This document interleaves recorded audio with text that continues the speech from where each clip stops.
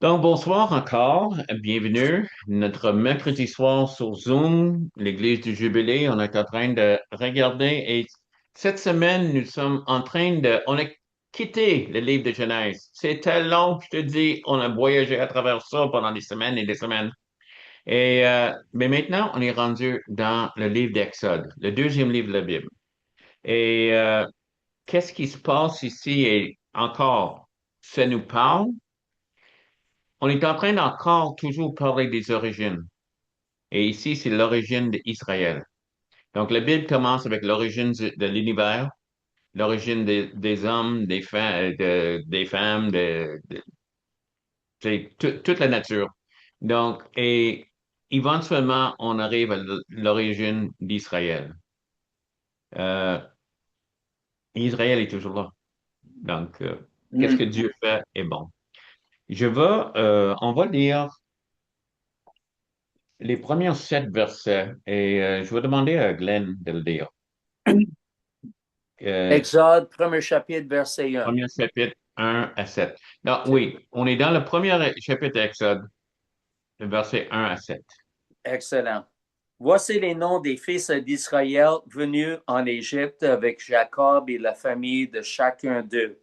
Ruben, Siméon, Lévi, Judas, Issachar, Zabulon, Benjamin, Dan, Nephtali, Gad et Azer. Les personnes issues de Jacob étaient au nombre de 70 en tout. Joseph était alors en Égypte. Joseph mourut, ainsi que tous ses frères et toute cette génération-là. Les enfants d'Israël furent féconds et multiplièrent, et ils s'accrurent et devinrent de plus en plus puissants, et le pays en fut rempli. Alors, le Seigneur, qu'est-ce que ça a à faire avec nous? Ah, beaucoup. Merci Seigneur que tu es fidèle envers ton peuple, tu es fidèle dans tes promesses, que tes promesses sont oui et amen. Merci pour la fidélité que tu as eue pour Abraham, Isaac, Jacob et tous les patriarches, Seigneur, de Israël, Seigneur, qui éventuellement affectent toute l'Église qui existe aujourd'hui. Alléluia. Je te bénis, Seigneur, que nous sommes des enfants d'Abraham, le Père de la foi. Aide-nous à voir aujourd'hui qu'est-ce que cet chapitre peut nous parler. Merci parce que tu es incroyablement fidèle. Alléluia. Et on est en train de parler de la fidélité de Dieu ici. Tu vois, Genèse, c'est juste la continuation de Genèse. C'est comme si il n'est pas en train d'arrêter.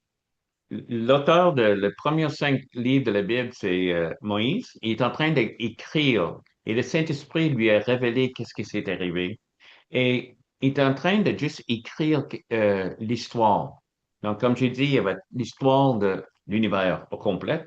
Et maintenant, de plus en plus précis, l'histoire rentre à propos d'Israël. Éventuellement, l'histoire dans le Nouveau Testament va être à propos de son Église. Mais le peuple de Dieu est ici.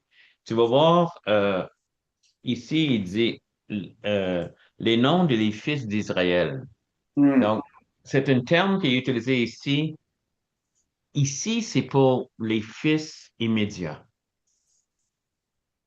Donc, c'est ça qu'ils sont dans les réalités. Les 70 sont considérés des fils d'Israël. Mais peu de temps, quand on est dans l'Exode, on voit que les fils d'Israël, c'est le peuple juif. Parce qu'ils sont. Ils sont les fils d'Abraham, ils sont les fils d'Isaac, ils sont les fils de Jacob. Et Dieu a promis quelque chose ici. Donc, euh, on va continuer à regarder parce que je veux qu'on demeure un peu sur la fidélité de Dieu, mais juste voir la grandeur de ce peuple. Et ici, ça arrive après, on ne sait pas quand est-ce que, entre verset 7 et verset 8, il y a comme vraiment un changement dans le pays. Puis on voit ici que Israël, les premiers 7 chapitres sont prospères, ils bénissent et ils remplissent le pays. Donc, euh, ils sont vraiment féconds, ils sont vraiment en train de se reproduire, puis c'est un peuple puissant. Et quelque chose arrive à verset 8, puis on va le lire, mais on sait au moins que Joseph est mort après, parce qu'il parle de mort de Joseph ici. Joseph est mort après 56 ans après Jacob. Et là, ses frères. Donc, on ne sait pas si les frères sont morts avant ou après, c'est pas clair. Mais toute cette génération des premières, des patriarches sont partis. Et il y a une période de temps qui se passe. On sait pas, on sait en tout, Israël a passé 430 ans en Israël, en Égypte. Tu sais, et combien de temps est-ce qu'ils ont resté comme esclaves? C'est au moins la moitié. OK?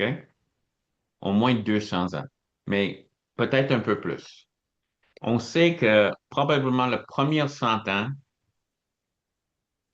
ça allait assez bien. Il y avait une bonne relation avec le peuple, Égypte et Israël. On marchait ensemble. Mais éventuellement, il y a une ligne qui est tirée et il fallait faire quelque chose. On va lire le verset 8. Il se levait sur Égypte, après le verset 7, un nouveau roi qui n'a point connu Joseph. Donc, on ne sait pas qu'est-ce que la phrase veut dire, mais on sait qu'il ne connaissait pas Joseph. C'est-tu parce qu'il n'a jamais entendu parler? C'est-tu des fois que les rois devenaient d'un autre pays, par une conquête ou par d'autres choses, ou c'est peut-être pour ça qu'il ne connaissait pas Joseph? Mais tout ce qu'on sait, c'est que la relation tellement euh,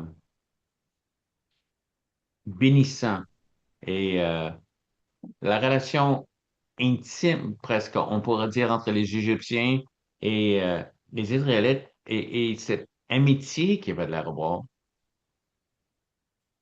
et tout d'un coup, ça a l'air à ça, coupé. Ce roi-là commence à avoir une inquiétude à propos de ce peuple, parce que qu'est-ce que ça dit en verset 7? Là? Ils sont devenus puissants. OK? Alors, Israël est puissant selon la promesse de Dieu. Ils sont devenus un peuple puissant et il dit, il faut qu'on fasse quelque chose. Et qu'est-ce que les choses qu'il dit? Donc,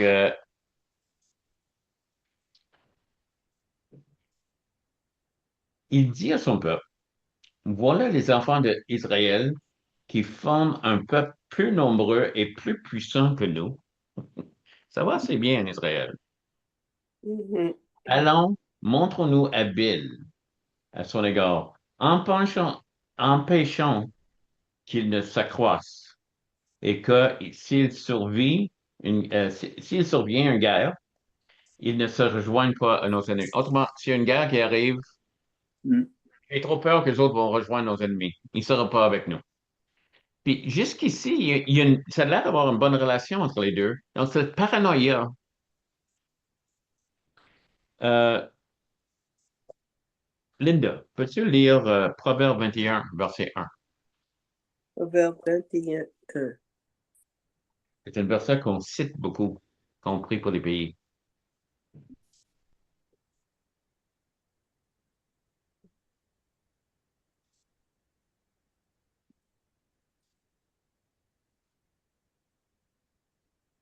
21. 21, 1. Le Ouais. cœur du roi est un courant d'eau dans la main de l'Éternel. Il l'incline partout où il veut. Donc, souvent, on prend ça comme quand on prie pour l'autorité dans un pays, on prie positivement.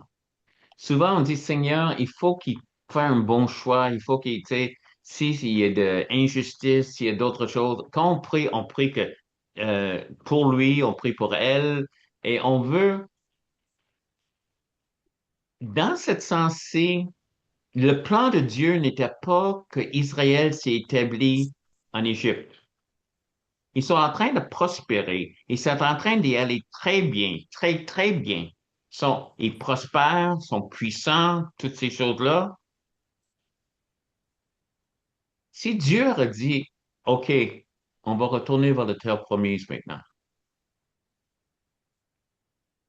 est-ce qu'ils auraient été?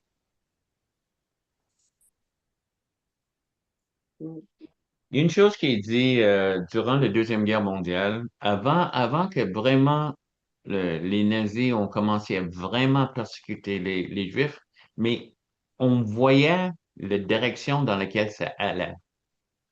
OK?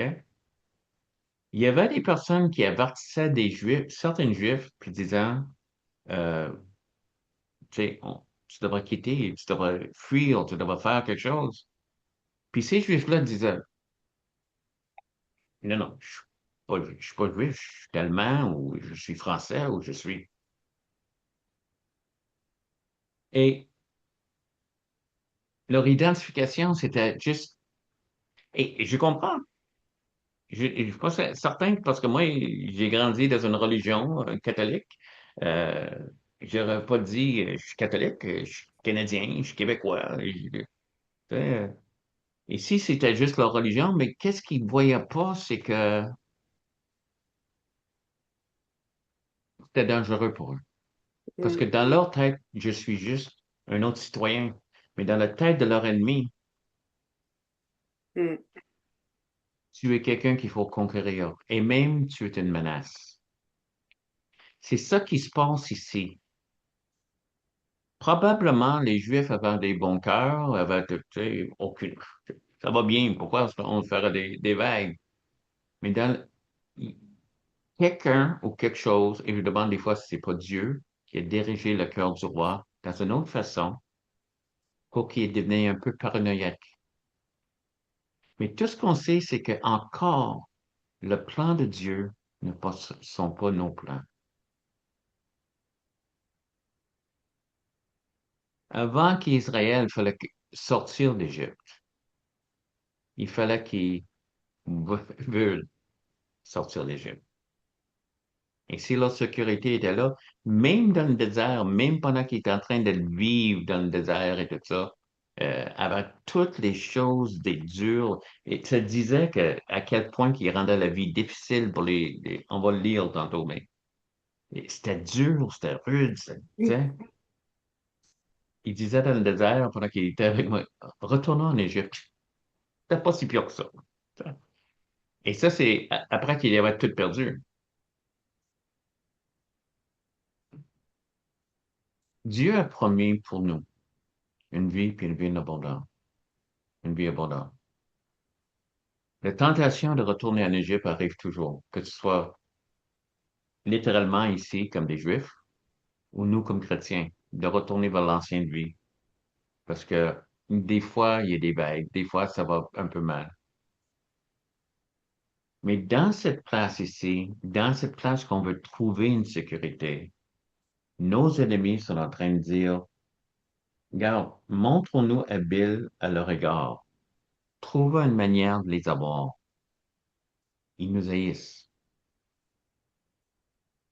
Et on ne lutte pas contre le chair et le sang. On lutte contre les principautés, on lutte contre les esprits qui sont contre nous. Mais eux inspirent des gens.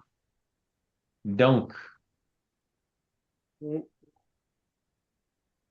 on a établi sur lui des chefs de corvée afin de l'accabler de travaux pénibles. Car ainsi il bâtit les villes de Python et de Ramsès et pour servir.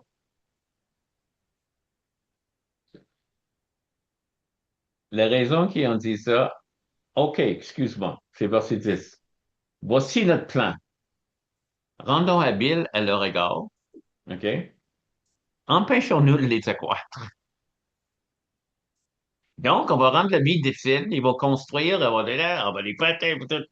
Puis, ça va être pire, ça va être fini, il ne saura plus. Même, qu'est-ce qu'il il s'attendait que une mort, euh, une mort subite, une mort, c'est ça, juste que la mort arrive plus vite. En anglais, on dit a quick death, c'est premature death, à cause que c'est tellement dur. Un mort prématuré. Prématuré. Parfait. Hmm. Mais plus qu'il l'accablait, verset 12, plus qu'il multipliait. Yeah. Excuse-moi, c'est comme ça, c'est mon Dieu. Oui. Yeah. J'ai un plan. On va les détruire. On va rendre les choses tellement difficiles là, qu'ils vont mourir. Tu sais, ils vont être en train de. They'll just drop dead. Ils vont juste. Puis ils multiplient. Mm. Parce que la promesse de Dieu, qu'un jour Dieu a dit à Abraham, en Genèse 15, verset 5, vois-tu les étoiles, Abraham? Yeah. Compte-les. Parce que ta descendance va être aussi grande que les étoiles. Mm. Et après ça, il a dit, compte le sable. C'est pas mal de monde, ça. Oui. Donc, dans la promesse de Dieu, tu ne vas pas l'arrêter, même avec toutes tes plans et comme toute ton intelligence maléfique d'agir et comment. Donc, la prochaine chose qu'il fait, la prochaine attaque, et, le roi d'Égypte parle aux sages-femmes des Hébreux. Donc, les sages-femmes, il disait, il y avait deux qui s'appelaient Shifra et Pua, mais c'était pas juste deux sages-femmes. Ils étaient probablement en charge de toute une organisation qui était organisée à travers le pays parce qu'il y avait plusieurs Israélites, mais ils ont décidé, et j'aime ça, les sages-femmes craignaient Dieu. Mm. La Bible dit que, veux-tu être sage? Hey, c'est les sages-femmes, je vais juste te voir. Oui. Mm. Vraiment sage. Oui. Mais si tu veux être sage, le début de la sagesse, c'est la crainte de Dieu. Juste, Oui. c'est- aussitôt que tu Yeah. rentres dans la sagesse, ça débute la crainte de Dieu. Donc, ils Mm. craignaient Dieu et pas les hommes.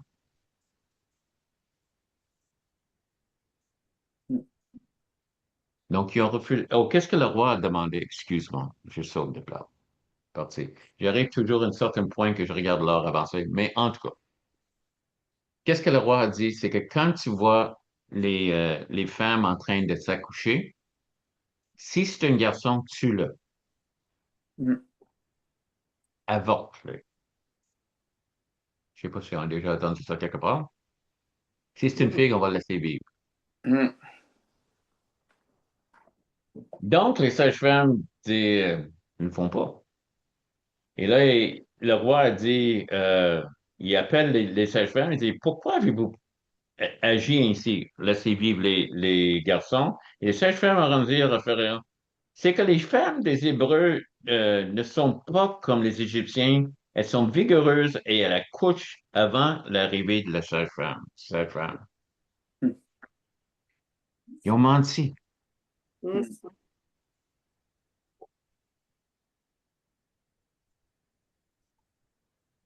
À travers toute mon expérience de pasteur, il y a une couple de places dans la Bible que tu trouves qu'il y a des gens qui ont menti. Et j'ai trouvé des frères et des sœurs qui ont utilisé ça comme une excuse de mentir. C'est correct de mentir, regarde, ils l'ont fait. Pourquoi est-ce qu'ils ont menti? Par crainte de Dieu. Le mensonge, habitude d'humain, c'est parce qu'on ne craint pas assez Dieu. Mm. On ment pour n'importe quelle raison et surtout pour se protéger nous-mêmes. J'ai menti. Excuse-moi, pas parfait, c'est arrivé. Et les choses est acceptées. Comme maintenant, c'est comme, je suis en train de dire la vérité. Oh, peut-être pas. Peut-être que je mens. Non, non. Mais juste, c'est quelque chose. On veut mettre, tu sais, on arrivera vers ces femmes-là, des fois, avec certains euh, esprits religieux, on commence, t'as menti, t'as mis ta vie en danger, t'es prêt à mourir, t'es prêt à... Mais t'as menti!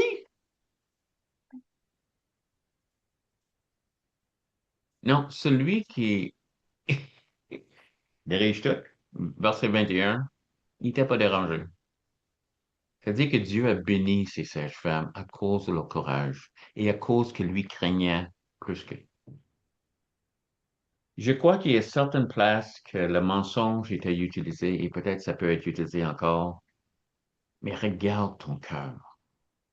Si tu es en train de niaiser et de se dire, je mens juste pour mentir, on niaise pas Dieu. On se moque pas de Dieu, la Bible dit. Il connaît nos cœurs. Et qu'on n'utilise jamais quelque chose comme ça juste pour une excuse. Vraiment que leur vie est à danger. La vie de tous ces enfants. Et si je peux le dire encore plus, même l'existence du pays d'Israël est là. Ils ont fait ce qu'il fallait faire. Et Dieu les a récompensés.